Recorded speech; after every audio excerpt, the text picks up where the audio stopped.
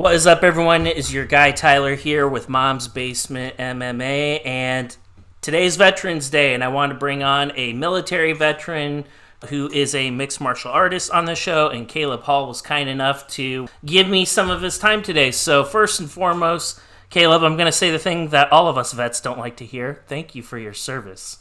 Yeah, appreciate it. Isn't that awkward when people say that? Like, I never know what to say. Me neither. Do I say thank you or wait? I'm like, oh, so yeah. I know. I try to just low key. I don't even tell anybody. I just low key it most of. But today I was getting bombarded by my coaches and stuff. They're like, oh, they stopped class. Hey, happy Veterans Day to K. I'm like, no. I was like, stop. You know what I say? Like I've kind of settled on I appreciate that because I don't know what else to say. Oh yeah. You know that's kind of a good one. But for if you're not a veteran and you're listening to this, we do appreciate it sincerely. It's just kind of awkward for us because we don't always know what to say, and and just kind of like reflecting back a little bit, Caleb. I've done a lot of homework on you. I think I'm pretty close. I think I have the Cliff Notes version of your biography right up here. I'm going to spit it out to you. You tell me, you grade me at the end. You tell me how close I am and what I screwed up. So, for you, I'm going to go ahead and guess. And by the way, the only thing I used was Tapology to put this together. Like you and I, in all of the DMs we've had back and forth, it's like 99.9% been about fighting and like 0.1% inappropriate things that I'm not going to mention on here. Would you mostly agree with that? That's fair. Okay, that's fair. All right, so non-insider, nothing like that. So here we go. I'm going to go ahead and guess based off of seeing what I see on Tapology, your AMI career, you fight in DCS. I know DCS, that's a Midwest promotion. I'm going to go ahead, I'm going to guess you are from the Midwest originally. You're not from New York. I'm going to go ahead and guess you're from Wyoming, Nebraska, something like that. Colorado, maybe, but in that general area. I think that's where you're from. I know you joined the military. You were stationed at Fort Drum because that's in upstate New York. I know where Watertown, New York is. That's where Fort Drum is. I know the 10th Mountain Infantry Division's also there, so I don't know if you're an infantry guy or not, but that's more or less what you were doing. You had to have been training and in the military concurrently. I'm really curious how that worked out, if I'm right. What's also interesting about that is there's nothing in Fort Drum. You can either, if you're underage, drink beers in Canada where you don't get in trouble, or you drink beers in like a field somewhere and don't get in trouble that way. So I'm curious how you were able to stay in shape, have a good time with your boys, but like not go overboard. You wrap up your military service, relocate probably back home. You get tied up with elevation. Now you're in Denver, and that's why you're fighting in the Denver area because you're in elevation. That's in Denver. So now you're fighting like kind of like, I won't say like close to your gym, but lately you've been fighting somewhat close. Is that mostly right? Yes. Yep. See, there you go. Thank you for your time. I appreciate the interview. Yeah, it was bro. I mean, if you nailed it, I'm gonna go A minus. A minus. What'd I screw up? The the only thing, well, you know what? Actually, I'm gonna go A plus. I'm gonna give you A plus. It sounds like you've known me. There we go, man. Yeah. Perfect. Yeah, it's just doing Nobody homework. knows what Watertown, New York is, man. How long were you at Fort Drum? How long were you in the Army? What was your job there, and how were you able to like train and not get in trouble? Because I'm a little surprised they would be cool with that. So pretty much, what happened? So I was 88 Mike, so I was a driver. I was stationed up there in New York for 3 years, and a total of 4 years with all the training, basic training, which was in Oklahoma, AIT, which is advanced individual training, and that was in Fort Leonard Wood, Missouri. And then pretty much what happened, pretty much how they picked your duty station was straws in a hat, and I got the short stick. I got Fort Drum. I thought it was going to be awesome. I got up there, and I was like, what the fuck is this? It was pretty terrible. But I had already, so you were right. I was born in Nebraska, raised there. So nailed that one. I was born in Omaha. Lived in Omaha for a while. Eventually got to Lincoln. Got it. Uh, yeah, and pretty much, I mean, I grew up. I left home at 18 to join the military. I was fighting at 17. I took my first fight. It was back in the day. It was disorderly conduct MMA. Mm-hmm. It wasn't. I think it's Dynasty now. Yep, it is. Correct. Yep. Train, which was the guy who ran it. He had me on. Um, Fought for them. I fought a guy named Chad Stanley. TKO'd him in the first round. But then from the feeling of that, I was like, oh, this is for me, 100%. But I didn't know. My older brothers were all in the military, Mm-hmm. and I didn't like. I felt a little bit of a pressure to join the military, Right. just because I had all done it. And so I was like, you know what? I was like, I'm gonna join the military. It's 4 years of my life. I'll get out when I'm 22, and I'll still be young. And my dream was to be in the UFC. Got it. Since then, obviously, doors have opened up. MMA's way bigger than it was 7-8 years ago. You have so many more options. But for me, I was dead set on UFC. Like, I'm going to join the UFC. It's going to happen for me. Well, what got me into MMA was I was watching. I watched a fight on Fox, Fox or Fuel. It was on one of the two. Oh, Fuel TV. Yeah, I remember that. Fuel. It was Cub Swanson. That's all I know. And he was fucking up Dennis Siver. And the tattoos and everything. I was like, oh, hell yeah. I was like, I wanted to be just like him. Like, I would watch his like highlights and stuff before I would go train and everything. And yeah, so I was just in love with the sport. Anyway, fought a couple times.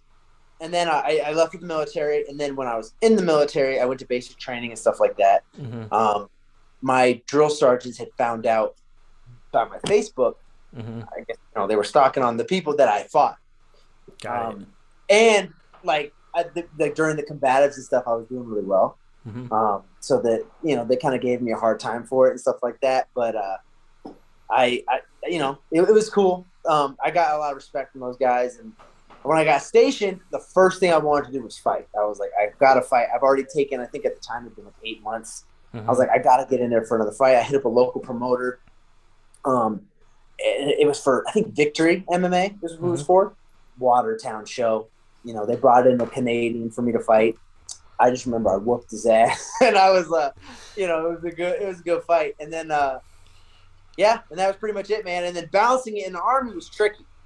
But my first sergeant was a huge fan of MMA. Nice. And I lucked out because he was all for it. He let me do it. And I mean, well, like when I was in the military, if I were trying to do something like that, like boxing, I could see they would probably be okay with that. But like MMA, would be a no dice, man. That would be a hard no go. No, no. I mean, when I was in the military for 6 years, I'm gonna date myself because I'm an old fuck. But I was in from 2003 to 2009, and the UFC was like way edgy back then. Yeah, it's kind of in his infancy a little bit. Yeah, like we're talking about Randy Couture still going, Rampage, Forrest Griffin, all those other guys, but it was still very, very edgy. It was nowhere near as built up as what it is today. And it's funny that you mentioned that even when you were at Fort Drum, it was like it still wasn't what it was today. And like you're coming in. Like, the whole McGregor era is, like, taking storm. He's the champ at this time. So, like, he really kind of... I really loathe that man because I think he's an idiot. But I respect him as a mixed martial artist. Right. I think that's fair. I think he elevated the sport and brought it into the mainstream where it's looked at very similar to, like, boxing or any other just sport. I'm really curious. So, like, I know even in the Army, you said that you drove trucks and stuff. But it's very much, like... You're still going to do all the field training exercises. You're still going to go on the rucks. You're still going to go to all the specialty schools because if you drive trucks, you need to know how to shoot. You need to know how to prepare for like an IED going off. There's a whole bunch of schools that you need to go through to do that job safely. And I'm going to go ahead and guess that job's probably a lot more physical than what people think it is. Little bit. So I was attached. The unit I was with was a sustainment brigade. Mm-hmm. So what they did, I drove Matt V's, which was they used to use Humvees, but Matt V's are more of an upgraded version of that. I was a gunner for a long Oh, time. okay. That I had a cool job of doing that. I was like the perfect height, and it worked well, and I was good. I was good at it. And so, Perfect. yeah, you're right, though. I went to a few specialty schools. Went to aerosol school, rifle marksmanship instructor course. Did some rifle marksmanship instruction. That was fun. And then I heavily got involved in boxing with the Army, too. That would make And, sense. yep. I had met a sergeant first class, and he was a coach for the All Army. Mm-hmm. And I just got into boxing. He used to call me MMA. That's what he's like, hey, MMA, get over here. And the thing about MMA and boxing is boxers hate MMA fighters. That is like they just Really? they feel like it kind of ruined their sport. Well, they're not exactly wrong. You No, guys kind of did. but to be fair, and I love boxing, and I'm still a boxing hardcore at heart. But people want to see someone get spin kicked, knocked out. I Not do. 12, boring act. Yeah, So, I absolutely do. I honest to God, no disrespect to boxers. I actually had a boxer on my show not that long ago. I can't do it. I can't do it. It's hard to like watch. it for me it is because it's like, oh wow, you get blasted in the face. I'm just gonna hug a guy until like the ref like breaks us off, and then the other thing is like you smash me in the face, I fall down. The ref is gonna give me 10 seconds to get my shit together. And then in MMA, it's like you get caught, it's over. It's over. Like, end of story. And I think I think mixed martial arts is like a good way of. It's the closest thing to like an all out like war, an all out like gladiator kind of Purest like. form of combat that you can get. It's the closest thing, right? Yep. It's the closest thing without it being like, I'm going to chop this guy's head off Yeah. after I beat him up. Where I'm curious is like, how are you able to get all your training in while you are doing all your military commitments? Because I know, like, you go on a ruck, you go into a field training exercise for 2 weeks, a month, whatever the case may be. When I was in the military, when I had to do shit like that, it's like, we're drinking Jack Daniels, we're hooking up with a bunch of girls, Right. we are gonna just go get fucking dumb for a week. Like, Right. we're gonna go on a bender. And Right. like people laugh, but like I'm being honest. Ask anybody in the military. That's not an exaggeration. That's what happens. Oh, Like, that's what it is. And then I was always, well, I can tell you like my schedule day to day. So I wake up at 5 every morning, be at some days earlier. You know how it is. Yep. Either some days your formation's at 5:30, some days it's at fucking 4:20. You never know, right? So pretty much I'd wake up, do PT in the morning. PT was easy for me. Sure. The only thing that was kind of hard was we would do like dumb shit, like carry like water, or just do stupid shit. But for the most part, I was pretty much a PT stud. So I was expected to do a lot. One thing I was not, I was a good runner, but I wasn't a fast runner. So we did a lot of running though in my unit. But yeah, so PT from like, I think it was like probably like 6 to like 7, get breakfast or whatever, work all day. But you know how the military is. A lot of days you're not doing shit, but sitting down until 5 comes. And then at 5 o'clock, they have a bunch of shit that they want you to do. So leave around 6:30, day's over. I would get home, I would eat, and I would go train. And I would train probably about 4 hours every night. And I would be done training at 11:30 usually. And then you'd crash for a few hours and then do it all over again? Do it all over again. And I was very driven. I knew what I wanted. My weekends and my 4 days, like those were dope because I would just train a lot. But for the most part, yeah, man, it was just a grind. But I knew it was going to pay off. But, you're right, though. Like, it was hard to, like, say no to the homies that wanted to go out, drink, do all this stuff. And you're right about this thing that kind of got me. Going to Canada was a big thing that a lot of us did. Of course it was. Yeah, so, and I don't get me wrong, I definitely had, like, I got that out of my system. There were days, like, there was probably I'd probably say, like, 4 or 5 months where I just kind of was really just involved in the whole military culture of work, get fucked up, go to work, get fucked up, that cycle. And I realized I was gaining a lot of weight, and I was like, oh, shit. I was like, this is not for me. I was like, this is not who I am. So I fixed it, and I got involved, like I said, boxing, and I had a pretty good little amateur career boxing in the military. And I was taking all those MMA fights that I was taking, for the most part, was just with boxing training. Wow, that's Um, incredible. so I was simultaneously boxing and doing MMA, or competing in both sports at the same time. Was And it one of those weird things, Caleb? Like because you kind of went off and did your own thing, like all the homies are out getting blasted, trying to like hook up with chicks and stuff. Like, were you kind of like a loner then, a to little an bit, I extent? was a little. I was just kind of like, oh, Caleb's a lame dude. He doesn't want to go out. Like Got it. that kind of guy. Like, and it got to the point where they just stopped asking me. Period. Right. But one thing I did do though a lot is I had a real good friend. His name was James, and he wasn't really into doing that either. He was into just playing video games in his room, kind of Mm-hmm. a recluse almost. Yeah. He was the guy you would call if you were drunk somewhere and you knew he wasn't doing anything, so he's gonna come get you. That Right. was my best friend for sure. And so eventually, like, he like his thing was just like he was like, damn, he's like, why don't you go out and stuff like that? Like I look like I would have been the type of like kind of like a douchebag profile, if you will. Like this guy definitely is gonna go out and get fucked. And I was like, no, like, I just couldn't do it. So Yeah. we both kind of became recluses. We chill in the barracks. I would go train. All that dude would like. He was like, he was kind of dope, but he would come to all my fights. He would even come to some of my trainings, bro. That's Like that's cool. he was the homie for sure. And so yeah, so like I could probably count my friends like on a single hand that I had when I was in the military, like Yeah. true friends. Yeah. Yeah. But yeah, no, I was definitely I was kind of like not an outcast, but I was the guy that like Caleb's not gonna go out. Yeah, completely. And I think that just shows like how serious you were about it because the temptation's there. Like the 100%. military is like it can be very monotonous, very tedious.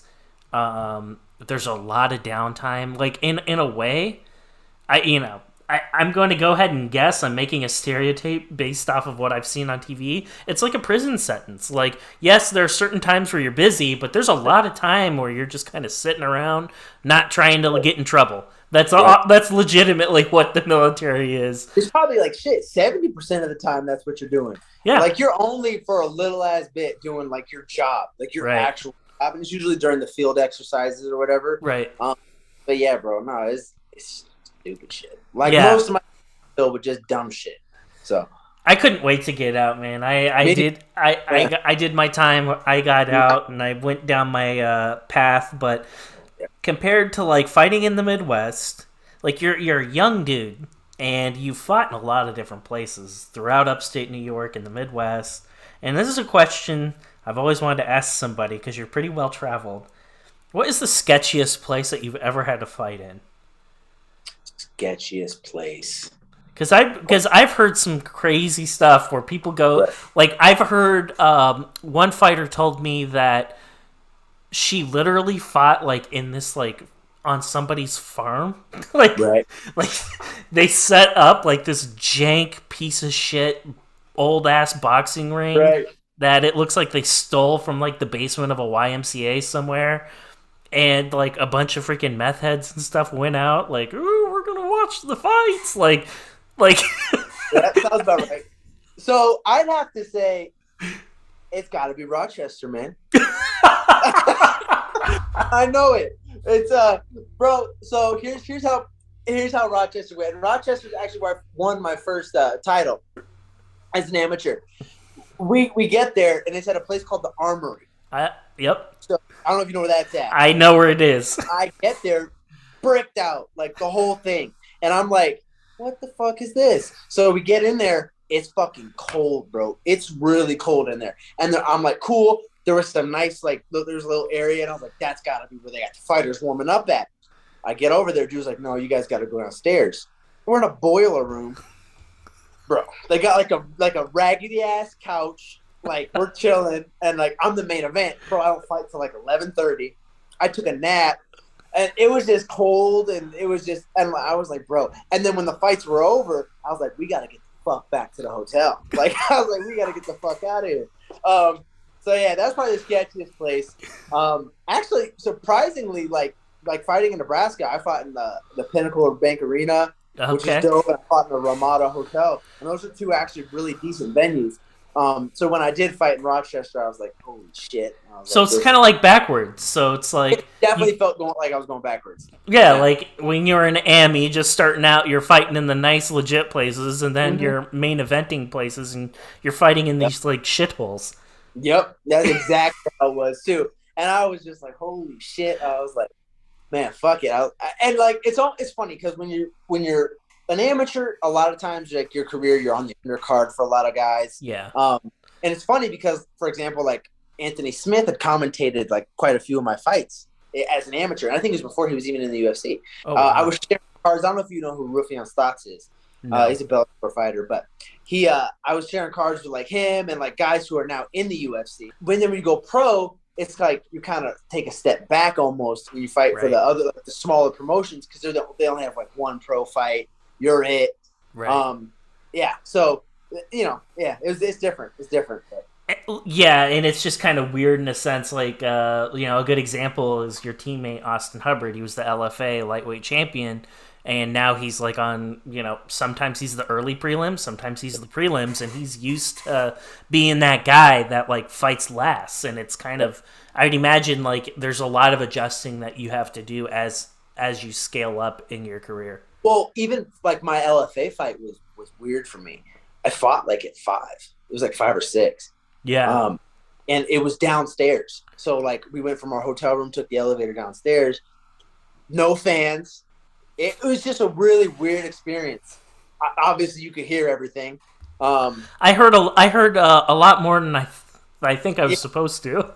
yeah, bro. It was definitely it was funny. I heard the commentators talking. I heard his corner. It was just weird fighting with no fans, but fighting early was weird. I was done fighting. I was like I think the second fight on the main card. It was just like damn, like it's over already. Like the fight, like I have all this time left.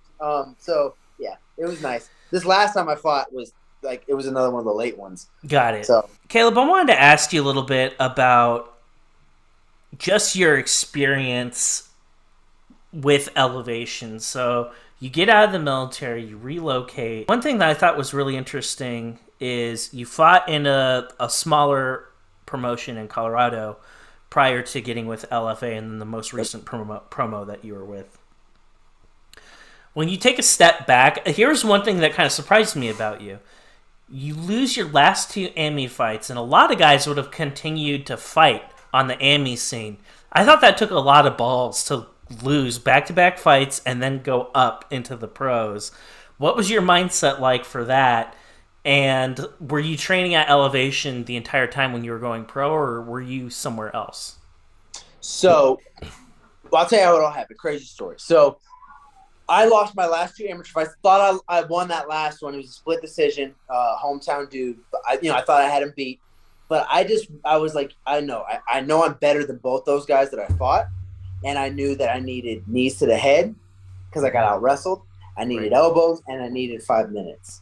And I was like, I'm going pro because I know I get all those. Now the plan actually when I got here was I was going to do one more amateur fight. I actually had a scheduled AMI kickboxing fight while I was just kind of killing some time working on the holes in my game in my grappling area. And at the time, the dude had missed weight, like going to weigh-ins. I was on my way to weigh-ins, and they're like, "Hey, he's not going to make weight. He's 178." It was a kickboxing bout at 170, and so they scrapped it. And I was like, "I can't have this happen anymore." Mm-hmm. So like, my next fight will probably be pro. Well, lo and behold, 2 weeks later, there's a fighter, and his name's Taro Cade, and he's a middleweight, and I'm a big lightweight, like, and we can talk about it a little bit, but I might my lightweight days might be behind me, but we'll see. My coach Justin Hogan was like, "Hey, bro," he was like, "This is Wednesday or Thursday." He's like, "They got a fight for you. It's a pro fight. If you want it, it's at middleweight." And I was like, "Okay," and I was like, "Sure, I'll fight him. I'll fight anybody, bro." That's the thing. I'm glad I have a manager and I got coaches because I'll fight anybody. I'll fight a heavyweight. I don't care. So I was Right. like, "Sure, I'll fight him." And I weigh myself and I'm like 178. I was like, okay. I was like middleweight. And then I got a note. I got called from the commission or the promoter after I got the contract and everything, and they're like, "Hey, just so you know, you gotta I know you're like a smaller middleweight. I'm not even a fucking middleweight at all, but like you have to be within at least 3 pounds of the commission won't let it happen. I'm like, okay, cool. I'm like, damn, like this is not how I envisioned my pro debut going, like on a day's notice. So I get there and I'm eating Chipotle on the way. I'm talking like all the Chipotle, like 3 pounds, bro. And I tipped the scales. I'm like, I was 181, and I was like, perfect. I bloated, full. Yeah, yeah. Like, this motherfucker comes out sucked in at 184. Bro, I'm talking like, and I'm looking at this dude. I'm like, holy shit. Big African dude, bro. And I'm like, holy fuck. And I was like, okay, confident as a motherfucker. I'm like, bet. So we get there. I step on the scale. I'm like 181. I'm like, perfect. And I feel like shit. Yeah. Like, I feel like I was just full, bro. I was like, holy shit. I even weighed in with my shoes on. And this dude weighs in, gets down. They have to pull the towel out for him. I'm like, and he's like probably doing one of these things on it. He's touching the towel. He's barely making weight. I'm like, yo. In my head, I was like, I might get fucked up. I was like, fuck it. I was like, I'm here now. There's literally nothing else to do. No pressure. You know, I took it on a day's notice. Fuck it. Let's go. Anyway, went in there. I whooped his ass. So, well, not for the first round. He fucked me up. Mm-hmm. Not like he was like, I remember he picked me up. He carries me across the cage and he slams me. Dude's got to be 200 pounds, bro. I'm actually 173 on fight day because I don't really eat on fight day. I have a hard time eating. I'm light, bro. He picks me up. He's ragdolling me. My coach was like, just let him ragdoll you all the round. I was like, okay. Bro, he ragdolls me. He's fucking exhausted. And then that's when you knew. I whoop his ass for the next 2 rounds and I won the decision. And that's the story of how I went pro, yeah. That is insane. Like, what's crazy is your first 2 pro bouts, you get a split decision going your way both times. And then the last 2 AMI fights, it was 2 split decisions that don't go your way. Right. Like, when I think about that, that's 4 fights in a row. Yep. Split decisions.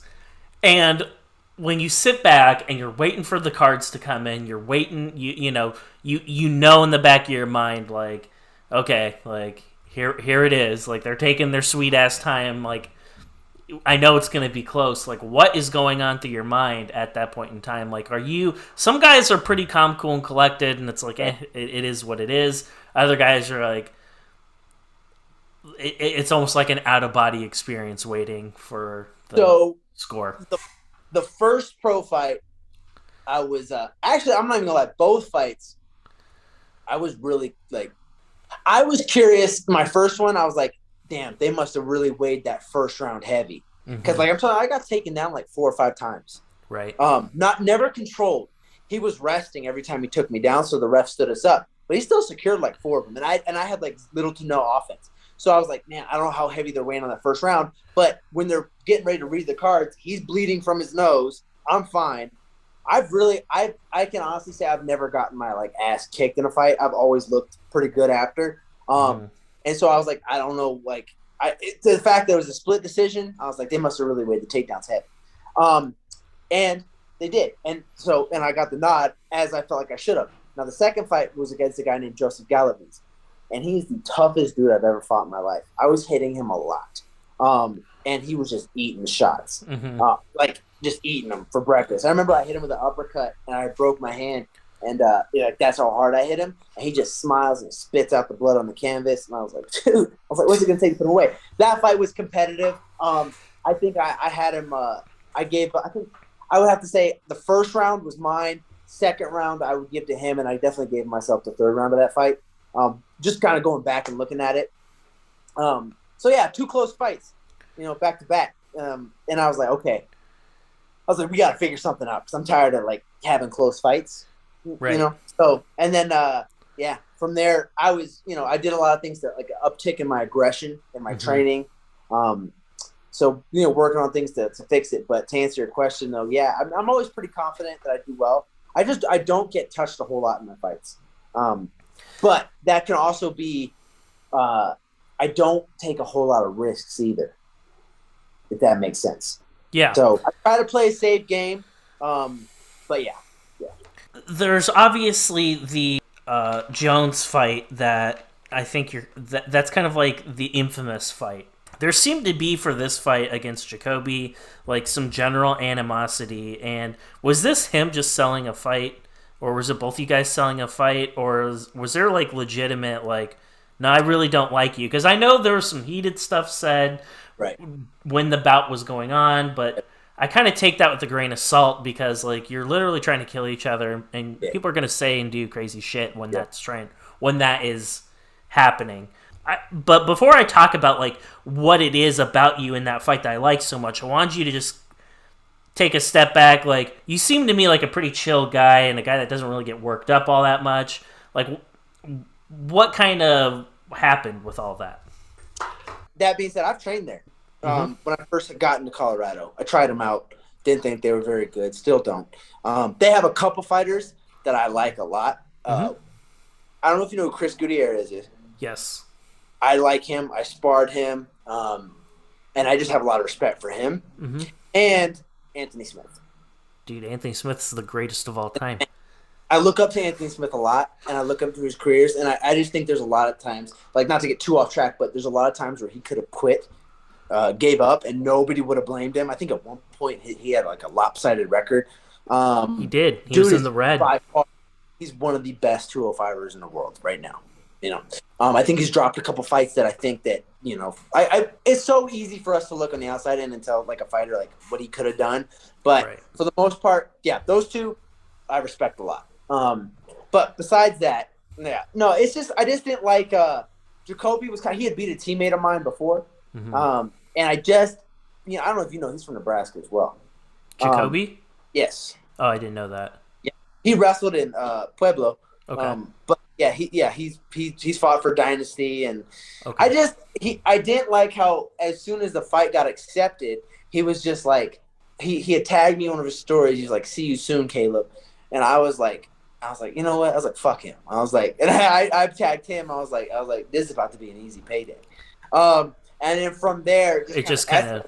That was the last time I had really talked about it. Then he DM'd me, and he was like, just so you know, he's like, I'm gonna kick you in the head, like literally verbatim. He's like, I'm gonna head kick you and slam you on your head. And I was like, okay. I was like, and I texted him. I was like, literally, we both know. I was like, you're just gonna shoot.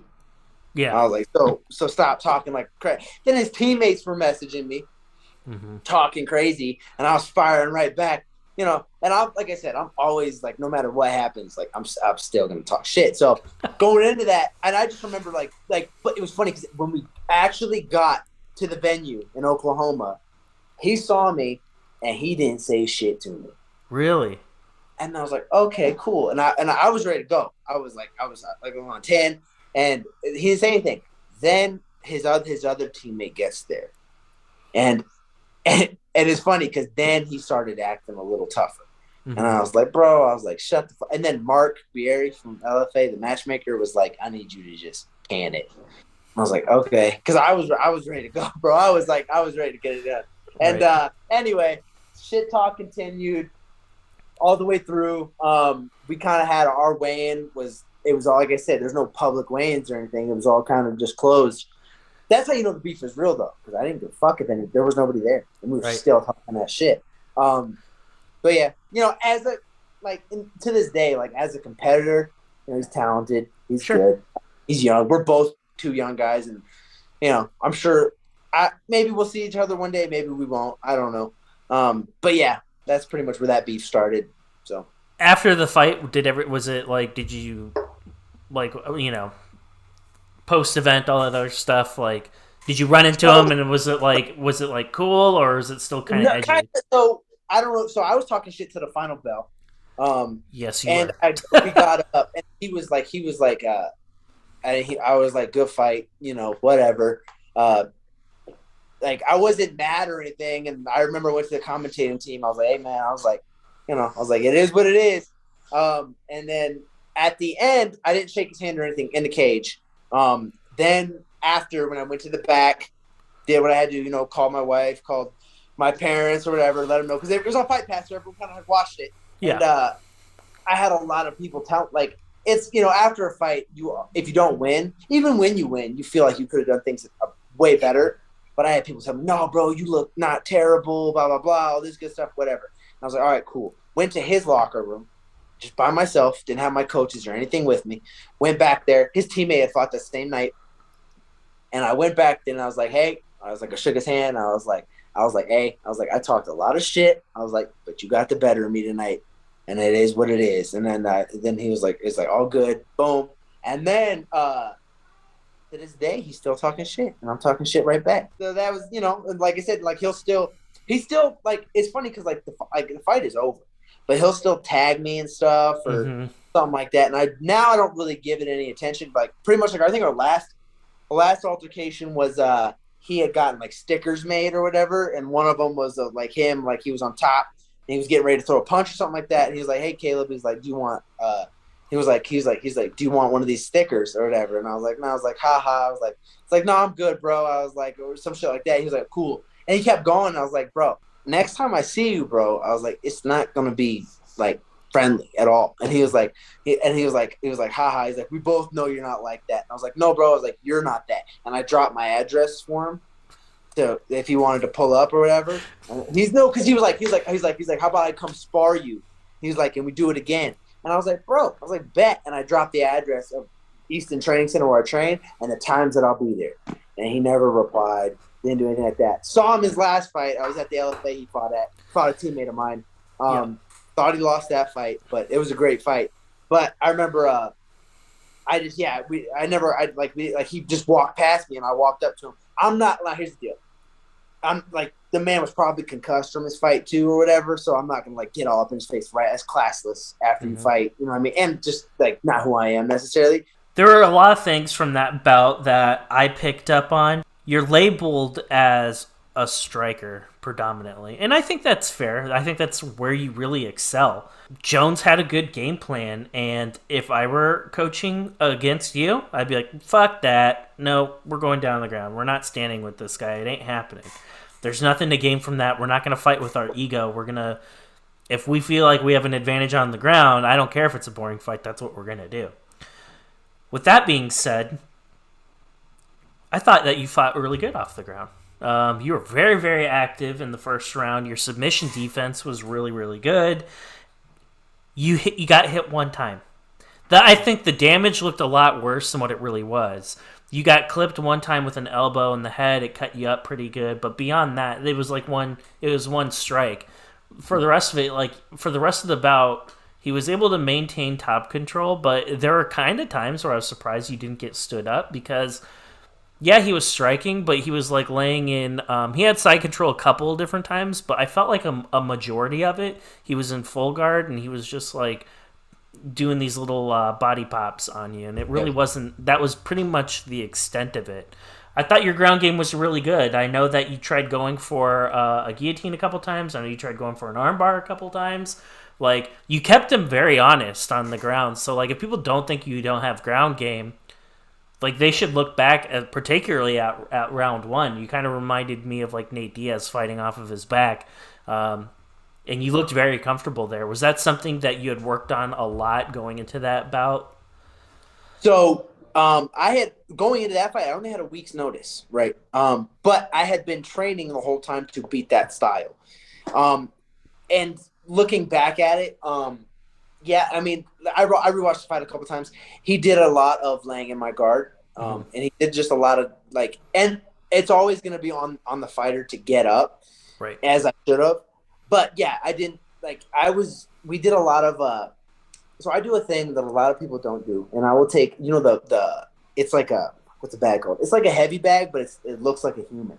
Mm-hmm. It's got arms and everything. People do jiu-jitsu on it. Yeah. So what I do is I go on my back and I put him in between my legs and like he's in my guard and I practice elbows, getting momentum. I practice all that shit, bro, from the bottom. I try to deal damage from the bottom. Right. Because if I end up there, I gotta do it. And I'm having a very active guard, and since that fight I've done a lot of work on my submissions and stuff like that. But yeah, I had been training up to that point to deter that style. And I remember actually the day of, I was kind of having some nerves. I was like, damn, I knew I was going to get taken down.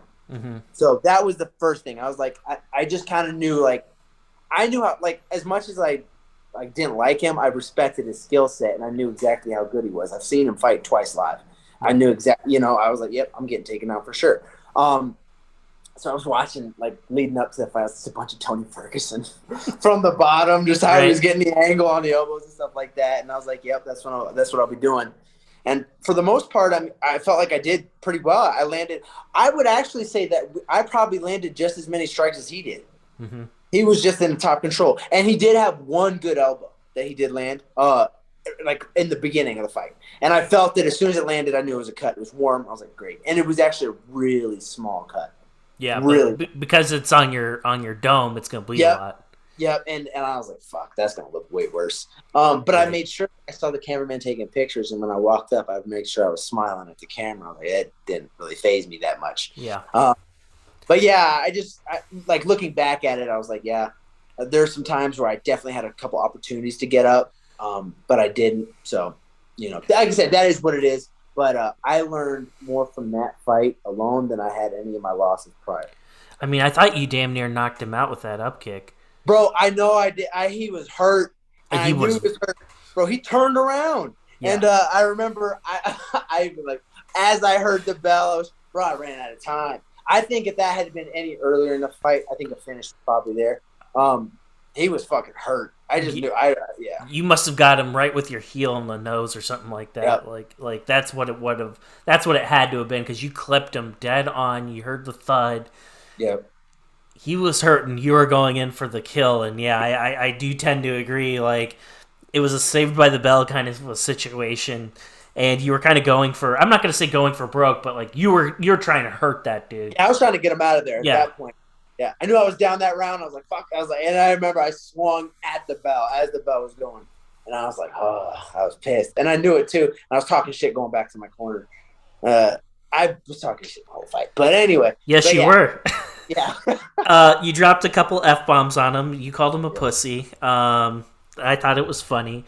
But one of the things that I also really I like the submission defense. There are a couple scary points in that time where he got in a rear naked choke on 2 different occasions that looked really, really deep. Skills that you have in your tool chest that you can bust out because the game plan for when people fight you, they're going to want to take you down on the ground. And I don't think people really understand how good you are on the ground. Like I think you're a lot better on the ground than what people have really seen.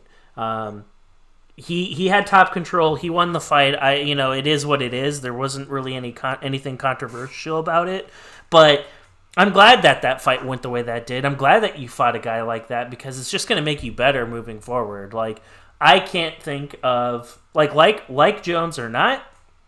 He's going to get a call up. Like he's good enough to go up. I think. You give him another. He might need to do one more. But if he gets another, if he can finish a guy, if he can win and look good, it won't surprise me if he gets a call up as a short notice replacement or on the contender series even. It's very doable, and I thought it. I know that you weren't happy with it. I know that you probably look at it and it's one of those things where it's like, fuck, man, I would have done A, B, and C. I would have done all these things instead of these things. Doesn't go your way. It's a good learning opportunity. And then you get back on the horse, and like a few months later, you sign up for another fight. That one doesn't go your way. You get caught. You don't like the stoppage, and there really isn't a whole lot to say about it. So we're 2-2 right now, and you're kind of like at this point where it's like you're such a young dude, and you only started doing this in like 2019. But you've already kind of like experienced like the lows of the game and then the highs of the game too. You fought on Fight Pass. You fought in all kinds of venues all over the country. There's like a lot more to you, a lot more experience than what your resume shows. And so like what is your mentality right now? Like I know you're a hard worker. I'm imagining as soon as your most recent bout concluded, you were probably right back in the gym the very next day getting at it. Or the day after you had a couple beers or whatever. But the point is, I know you're at elevation. I know you want to get back out there soon. What's your mindset like right now, and how are your teammates helping you kind of move you along for the next one? So pretty much right after the fight, I was obviously pretty pissed. Went to the back room, flipped the table, and I was like, bro, I was like, and I was looking at my coach, Peter, and I was like, dude, I was like, I got fucked. And he's like, yeah. He's like, he told me that. He's like, I want you, whatever you're feeling right now. He's like, I want you to remember it. He's like, because we're not going to feel like this again.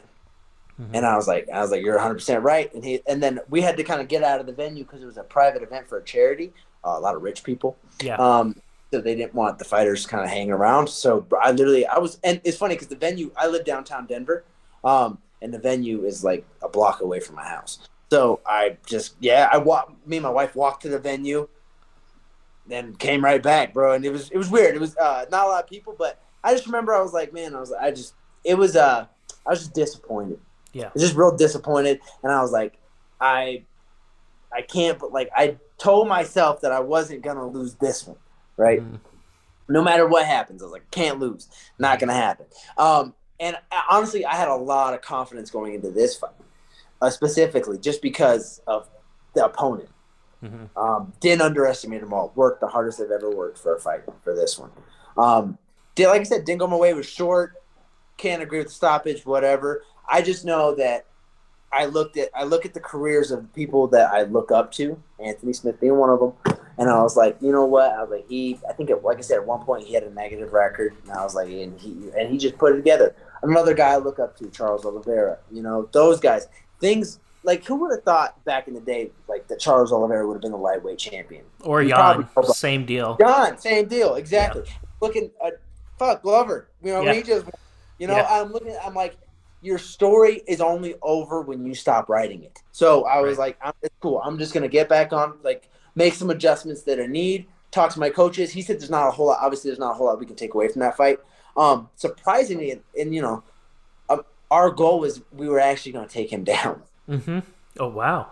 Notice he gets tired, mm-hmm. But he's real dangerous for the first round, and then he always blows his wad. Yeah.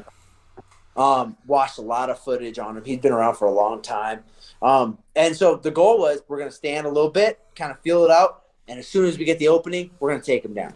I was definitely the bigger man that night too. But yeah, so I didn't get to show a lot of what I had worked on that whole camp, but it wasn't a wasted camp at all because I'm going to show up my next fight. You know, and that was my mentality is, you know what, literally the only thing I can do is all I know how to do, which is just keep things moving. So, did the commission suspend you? I did. I got a 60-day suspension. So funny, you know, I had gotten hit up by a boxing promoter today, and he wanted me to do a boxing fight in January, which is on the table. So I might do it. Just in the meantime, well, you know, like I said, boxing's kind of like I had a pretty good amateur career as a boxer too, and I just want all the combat experience I can get at this point. Right. But talking to my manager, I'm managed by Sucker Punch. Brian Hamper was my manager, and he's like, you know, that's cool. He's like, we'll just get on to the next one. But we're gonna probably move to 7. Wow. I'm a big lightweight. Like, for example, I walked into the cage that night at like 182 pounds. So wow. Yeah, it's a lot. That is a lot. It's a lot. And I'm not gonna lie, like anything after a loss that isn't good job to your opponent is an excuse to me. Mm-hmm. So I maintain to like refrain from making excuses at all. I hate it. Right. It's the worst thing when I watch these press conferences and the guys are like, well, I had this and I had that and I had this, and I'm just like, shut the fuck up. I hate it. But I remember the cut was tough. It is my second fight at lightweight. Mm-hmm. Haven't won a fight at lightweight. Both my wins are at welterweight. Well, one's at middleweight, one's at welterweight. I think it just makes sense. You know, and I've sparred. I have a lot of rounds in with Kamaru Usman, who's the greatest welterweight currently. Yes, possibly of all time. And it's back and forth, you know, and that's when I'm just like, you know what? I was like, I don't need to fight at 55. I like the advantages I have, but I lose the advantages that I have at welterweight. I'm like, you know, I'm 6 foot, 75-inch reach. Like, I'm not a small guy by any means. Mm-hmm. So I think moving forward, probably going to compete at welterweight for a little bit. Like, I'm still young, you know, 55 is still on the table, but as of now, just to kind of build moving up, might probably be moved to welterweight, and I would like to get back in the cage in February. All of that sounds good, except Marty Fake Newsman. No, man. I love Colby Covington. I do. I can't help it. I love that guy. I like I was in like I like Colby too, man. You Yeah. know, and, you know, it's like as much as like I kind of figured Kamaru was probably going to win, but I know for a fact that Colby's probably the second best welterweight in the world. Yeah. Um, Yeah. I I gave during that fight, I gave Colby 3, 4, and 5. Did you? Um, I did, but Wow. I gave Kamaru a 10-8 in the second. So, bro, I think Kamaru you hit have to give him a so ten hard. eight. You have to give Usman a 10-8. I think that's only fair. He dropped him twice. Yeah. You know, and that's one of the things that I think I had it 3 rounds to 2. Like I gave Usman 3 rounds and I gave Covington 2. Covington hurt him a couple times. Like It, he looked better. He looked yeah, better. It was a much closer fight this time than the first one. yeah, and I agree. The thing about Kamaru has been sparring a teammate of mine and one of my best friends. His name's Ryan Charlevois, and he's an upcoming fighter too. He's actually had 3 fights in the LFA. He's undefeated. Dude's a monster, bro. But I knew just watching, he's a lot like Cole. They fight very similar. Ryan's a little bit better of a striker, but I was just watching, like, being able to watch Usman this whole camp. I didn't really get a lot of rounds with Usman this camp. I think I got a couple. I got a lot of rounds with him when he was getting ready to fight Jorge. Got it. I'm very similar to Jorge, like size, body wise. Jorge's not a huge welterweight. So I had sparred him a lot for that fight. Didn't spar him as much for this fight, but yeah, I kind of figured Usman was going to win. But I like Colby too, man. I like how his style is just. I like it. It's gritty. You know, he talks a lot, but he does back a lot of it up. You know, and I don't think there's probably anybody beating Colby. I I like Colby because I just like the heel element, man. Like I like the shit talking, and I think it's funny. Like when like Marty Fake Newsman, it's so corny. It's funny to me. Like But it it's works. it like it makes me laugh. Like he reminds me of like a bad guy in like pro wrestling. Like that's exactly who he reminds me of, Yeah, and I think it's funny. I do. I think it's funny. I know a lot of people can't stand him, but I think he's freaking hilarious, and he just happens to be an amazing fighter. I think he gained this past fight. I think he gained a lot of respect from a lot of people who didn't respect him before. Yeah. I just kind of noticed, like on Instagram and stuff like that, how many people were talking like how they were scoring the fight or just how tough he was. Like, bro, I'm gonna tell you this from experience. I've sparred everybody, bro, and some of the best people in the game. Kamaru Usman hits harder than anybody I've ever sparred before. That doesn't surprise me. He's Dude freaking hits so hard, bro, and it's not. I'm hard to touch most of the time. But bro, when he lands like a body jab or he lands a jab, I remember he landed a jab and I was sparring him in his Jorge camp, and I thought my whole face was shattered, bro. I was like, holy fuck! It didn't drop me or anything. It just hurt. It just hurt. I was like, holy fuck! This dude hits so hard. So the fact that Colby ate 2 of his best punches and still got up, you know, hats off to Colby. Definitely. yeah, absolutely. And I wanted to ask you about like what's kind of next for you. You alluded a little bit to a boxing bout as something that might interest you. Are you kind of free to kind of go wherever there's a fight as far as promotions are concerned? Like, do you have to go back to LFA? Like, what are you kind of envisioning going into 2022? So my last fight was for the private promotion, but the promotion was organized and match made. Mark Bieri match made the fights, and Ron Kruk, the commentator, it was his event. Got it. So how I kind of got locked in is I was supposed to fight on the LFA card that just happened here in Colorado. The one in Vail? Yeah. Yep. But Ron Kruk had came to sparring and he watched my rounds. And I kind of showed out a little bit because I didn't get to show him how good I was in my last fight. And he asked me at the end of the sparring, he was like, "Bro, do you want to headline my event?" And I was like, "Sure, 100%." Got on the phone with my manager. He okayed it. Yeah, so that's how that happened. But I mean, we'll see what happens. Ron told me at the end of my last fight, he's like, "Hey, bro, like I'm sorry." He's like, I can't really do anything about it." He's like, "But your next fight will be in the LFA." That's what he told me. And I was like, "Okay, cool." But it's up to my manager, really. You know, he knows what's best. Caleb, man, I really appreciate your time. You're a true gentleman, and I think it's just one of those types of situations like hardship. We talk about adversity, we talk about perseverance, and it's one of those things like you can't keep a good man down. I know it's a cliche thing. I know you're going to bounce back. I'm really curious to find out what's really next for you. I think you're in an advantageous position. I think people are going to be sleeping on you, and that's not good. It's not good for your opponent, but it's good for you, I think. I agree. Yeah, I will. I can promise you that I'm going to beat the shit out of the next person they put in front of me. No more mistakes. I can't wait to see it. And Yeah, I was just like shout out to my management, Soccer Punch Management, Brian Hamper. Going to be helping me get my career on track. Shout out to Elevation Fight Team, Pound for Pound Fitness, to the gyms I train at. Shout out to John Priest, one of my striking coaches. Yeah, just pretty much it, man. And for everyone who's rocking with me, I appreciate you all. and can't wait to see you back out there, ladies and gentlemen. My friend Caleb Hall.